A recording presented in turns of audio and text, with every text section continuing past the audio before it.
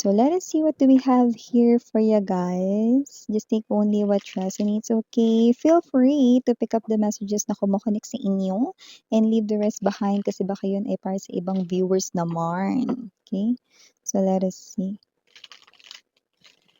Archangel Michael, maraming salamat. Army of Guardian Angels, thank you so much for your presence every day sa aming mga collective readings. Thank you so much. Well appreciated po. Thank you so much.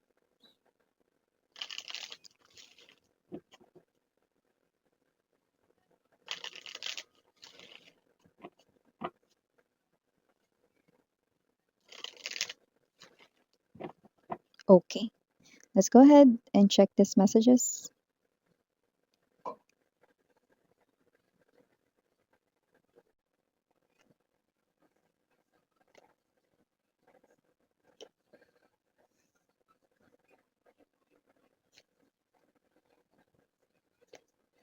Oh. Aigo. Okay. Okay. Center ng reading, Two of Cups, Two of Coins, Six of Cups. Okay. Three of Wands.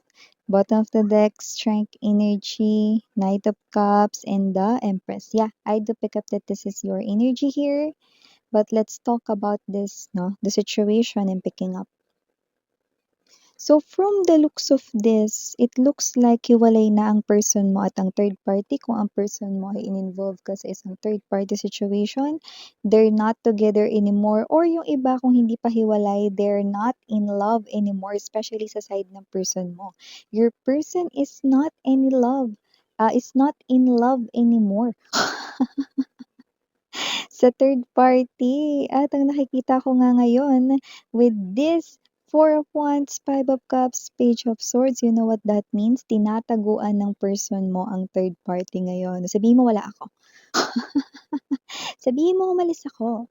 Sabihin mo hindi ako dito tumira. Yan, no? Maaring sinabi niya rito no, sa kanyang family members yan. Pag hinanap siya ng third party, sabihin wala siya. Diba? Kahit nasa loob siya. Baka ang person mo, kung sila ay nag-live-in ng third party, baka bumalik, umuwi na dun sa pamilya niya. No?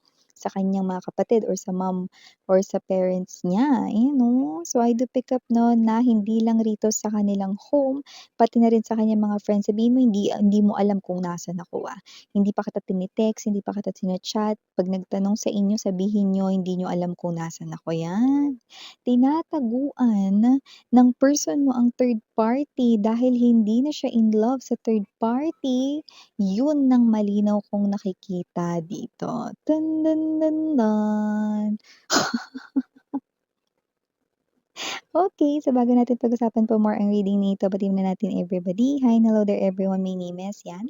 Welcome new subscribers to Training Eastern Buyers. Thank you sa inyong walang sawang love and support for me. Kung di nyo pa alam, may pa tayong other channel, link down below sa ating description box. If interested for more collective readings for all signs, ay click lang yung link dyan para makarating kayo dun. Araw-araw ay nag-upload tayo ng collective readings for all signs there. Yun nga natin gender dito sa babae, lalaki, LGBT. Lahat ay welcome. Possible mag-switch ang roles kasi general reading ito. And at the end of the day, everybody, you hold your free will with you. Like free mo yung gamitin anytime, anywhere. So, timeless tayo. Pwede nangyari na sa iba, yes, in the present moment nangyayari na para sa mas nakararaming energies na napipick up ko from here. At sa iba, pwedeng mangyayari pa lang, but you know, just take only what resonates here. Someone here, know your person ay detaching na his or her energy sa third party. The third party is hinahabol siya dito. Your person here ay making tagon. Taray, no? So, I do pick up that the third party right in here is not just, hinahabol ang person mo dahil nga sa pwedeng sinisingil niya rito, no, yung mga naibigay niya sa person mo, no, kundi the third party ay really begging for love. Okay, the third party is na in love talaga sa person mo. That's why the third party can't let go of your person here. No, your person, meron siya ditong pakikipagbalikan sa kanyang isipan dito sa inyo pero hindi niya muna ginagawa sa ngayon dahil napakainit pa ng kanilang habulan at taguan ng third party. No? Mga hanggang kailan kaya sila magtataguan at maghahabulan? Kasing haba ba ito ng Olympics na naganap? Kasi nakikita ko rito 'no, na mukhang ito ay bago-bago pa lang 'no, parang kumbaga sa tinapay kakalabas pa lang 'no, sa, pugon mga gano'n, 'di ba, mainit-init pa. So, nakita natin dito na ang kanilang hiwalayan ay mainit-init pa, pero nakikita ko dito na ang person mo na bago pa sila naghiwalay or bago niyo pa hiniwalayan ng third party, talagang may plano na ang person mo bumalik sa'yo. Pero dahil eto nga kasi 'no, yung sitwasyon niya ngayon mahihirapan siya ritong gumawa ng pumorma or dumiskarte sa inyo kapagka eto siya hinahabol-habol ng third party. So, gagawan niya muna 'yan ng paraan 'no. Ngayon kapagka clear na, taray 'pag clear na, clear. Clear na, okey team pasok." Gano'n, akala mo may raid din 'no. So, I do pick up na itong person na 'to kapagka clear na ang sitwasyon 'no or magaan-gaan na saka siya rito kikilos. Pero ngayon mga babes 'no, eto muna ang energy niya, okey. Iniisip niya muna rito kung paano niya rito madi-dispatch ang third party. Huwag kayong mag-alala, wala naman ditong crime na gagawin ng person mo ha. Ibig lang sabihin nito kung paano niya patitigilin yung third party sa paghahabol sa kanya, yun, 'di ba? Kasi iniisip niya rito kung may gagawin na siya ritong diskarte sa inyo, makakasira at makakagulo 'tong third party. So, imbes na parang bumango-bango naman yung pangalan ng ex mo sa'yo, eh, maaaring maging mabaho lalo. Kung makikita mo na ito nakabuntot sunod-sunod 'no, yung third party sa kanya, yun. So, ang feeling ng person mo makasisira rito sa reconciliation na plano niya 'no, etong third party na ito, okey. So, kailangan meron muna siya ritong gawin na hakbang para yang third party na yan ay hindi makagulo or hindi makasira dito sa inyo, yun, 'di ba? So, batiin na natin everybody, binati na pala natin 'no, batiin ulit. So yun nga, na nakita ko dito na ito ay klase 'no ng connection kung saan itong person ninyo 'no ay puwedeng nagkaroon na talaga ng change of heart, nagkaroon na talaga siya rito 'no ng realizations, transformations na talagang nagpa-awakened sa kanya ritong isipan at heart, nag-open ng kanyang heart dito for you. Kasi ikaw ang nakikita niyang empress 'no, there's no one else, not even the third party, you. Okay, the Empress and the Emperor 'no, 'yun ang matataas sa'tin 'no.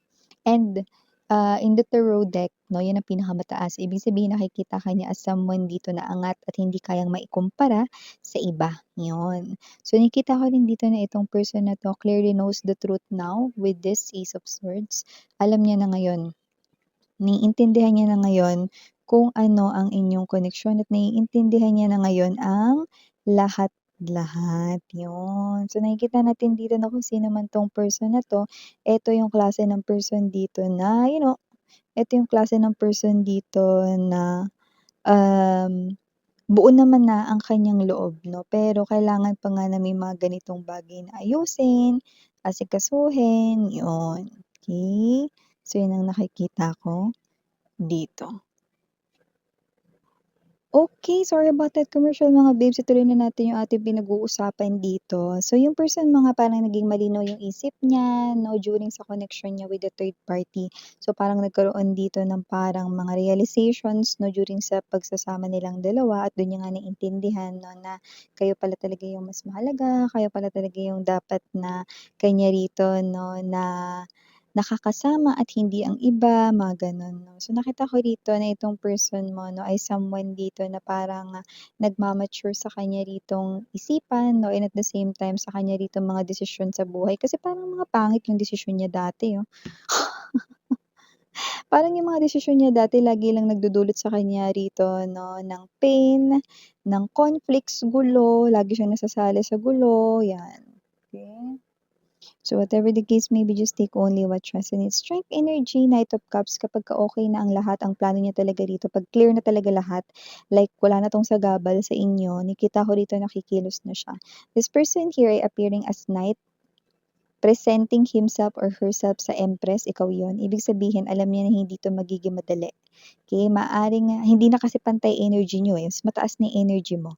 So, ibig sabihin 'no, the ball is at your court, ikaw talaga may hawak ng kapalaran ng taong ito. Pero magbabalik siya sa buhay mo at mag-o-offer dito sa'yo ng mga bagay na kaya niya ritong i-offer. okey? Yung mga bagay na alam niya na yun yung mga bagay na gusto mo.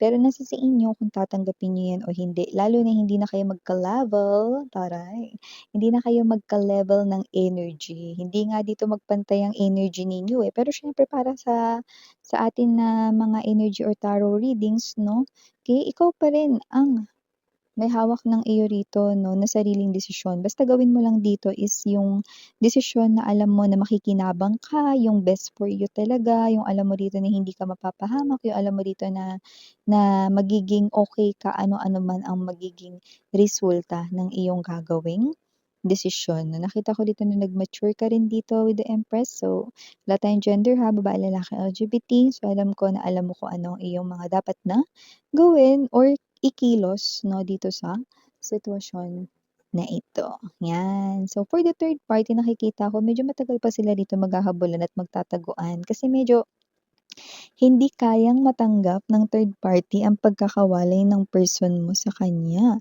So, mahirap itong bahagi rito 'no, dahil itong person na 'to ay parang may energy rito na, "Hindi, akin na nga kasi yung person ni collective, tapos aalis siya, hindi ako makakapayag." 'Yan.